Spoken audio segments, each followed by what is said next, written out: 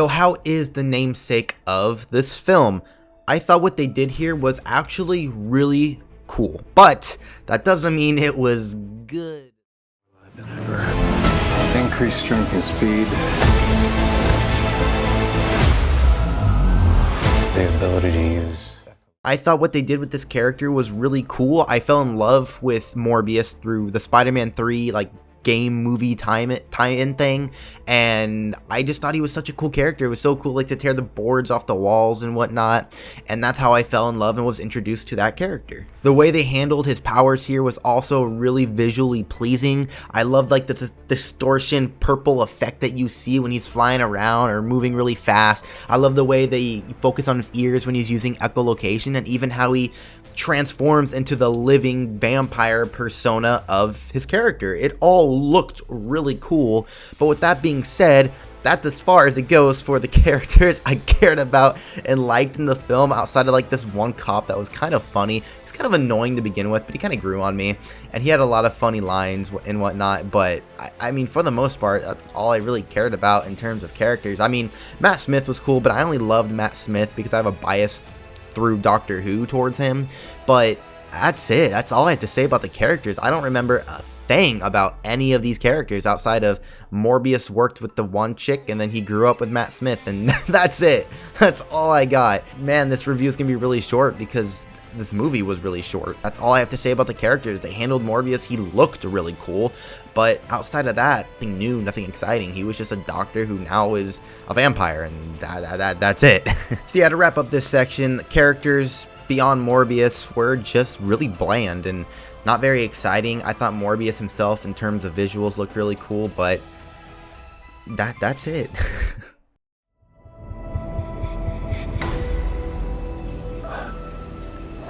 You need a doctor? I am a doctor. Now this next section is going to be really short.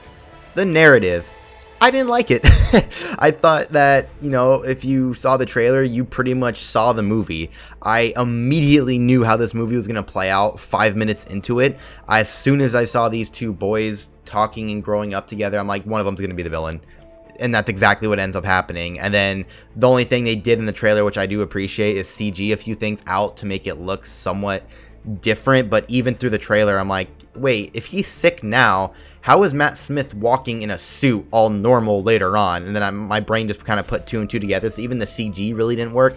I don't think that's the proper way to CG stuff out of a film. That's still a scene that gives away an important aspect of a character, because before that scene, that character was bedridden almost. I mean, maybe not bedridden, but he definitely couldn't walk on his own without a cane. So that kind of spoiled it for me, and that spoiled it for everybody. I mean, how you CG something right is like the Infinity War trailer, when you completely CG characters out of scenes and then completely redo CG on something that was supposed to be different, like Thanos' gauntlet, where there's supposed to be 2 Infinity Stones in the trailer, but there's really 5 of them in the movie. And I thought that's how you do that. Morbius completely spoiled the movie. I mean, hell, the post-credit scene, the mid-credits, I should say, is in the goddamn trailer. What? That doesn't compute with me. So yeah, in terms of narrative, I don't really have any much decent things to say. It was exactly how I thought it was going to play out. It wasn't very fun to watch. I mean, visually, don't get me wrong, it was cool, but in terms of emotion and twists and turns, you're not going to find that in this movie.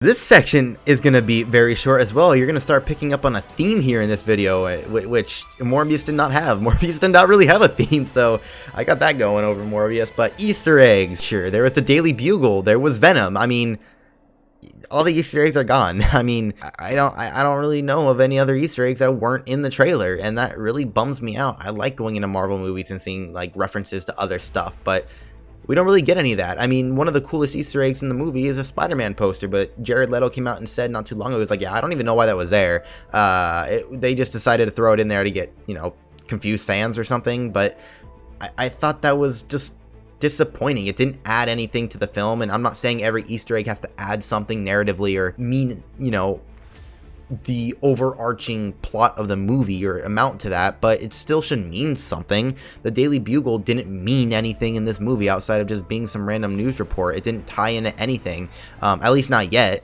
It just felt unwarranted because we've already had the other Daily Bugle established in the MCU, and now you throw in this other Daily Bugle that no one knows of, and it just never addressed what universe this movie was in, so it just didn't feel anything to me. It didn't resonate with me. It just made me more confused, if anything. Michael Morbius. Got tired of doing the whole good guy thing, huh? What's up, Doc? So the post-credits, there are two scenes, both of which, at least the first one was already in the trailer, so although it was really cool to see Vulture, I'll show my reaction up here very shortly. It was, you know, walking out of the theater after seeing that scene and after the hype had died down, I was like, wait a minute, what? What? It was just so corny the way they edited it, and I'll talk about that in a second, but here's my reaction to that, and I won't discuss what I thought afterward.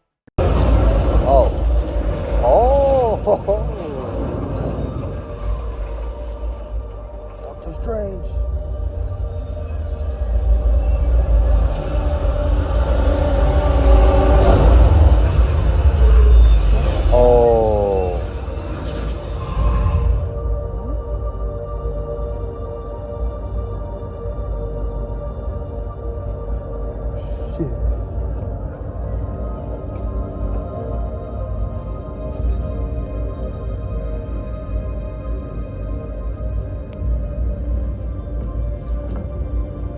Hope the food's better in this joint.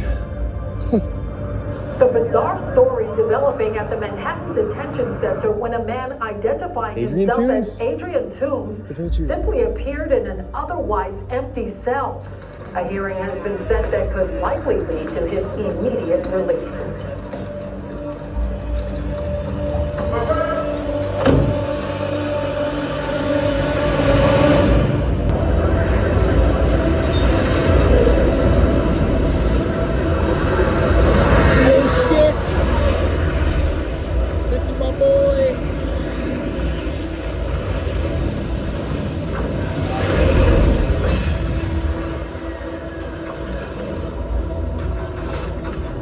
Sinister Six? Thanks for meeting me, Doc. I've been reading about you. I'm listening. I'm not sure how I got here.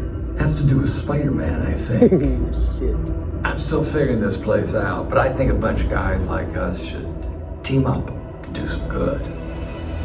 Intriguing.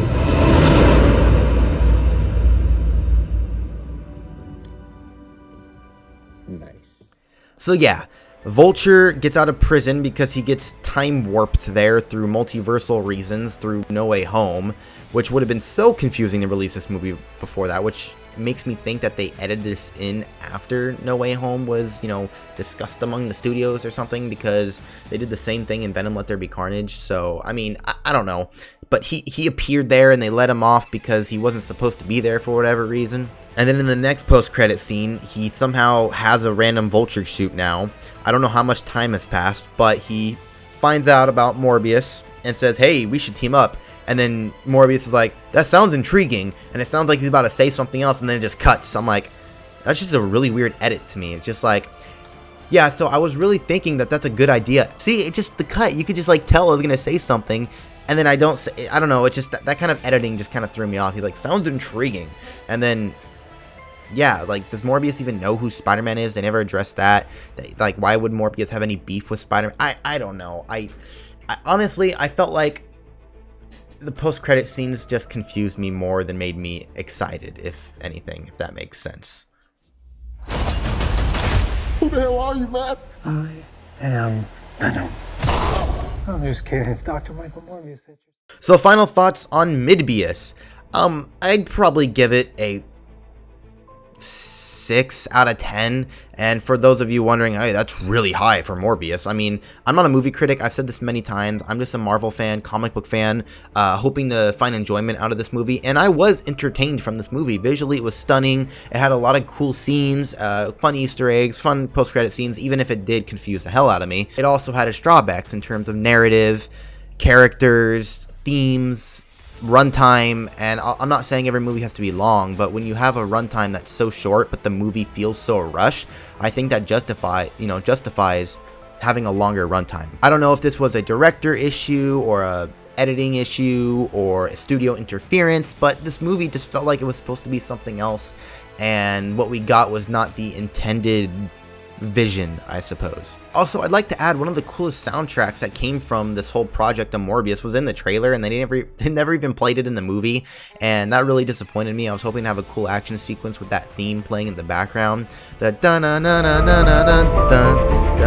you know, I don't even remember it anymore. I'm not even feeling it.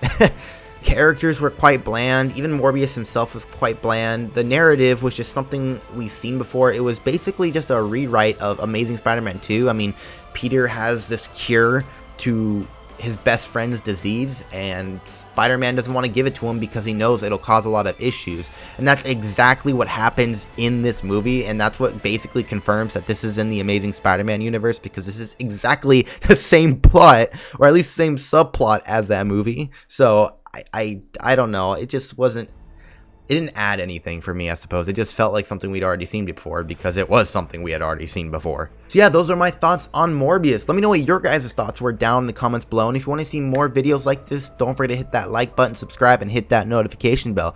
Thank you to my current patrons. Your guys' support really does mean a lot. And with all that being said, I will see you guys in my next review to Marvel, or the MCU, or the Sonyverse.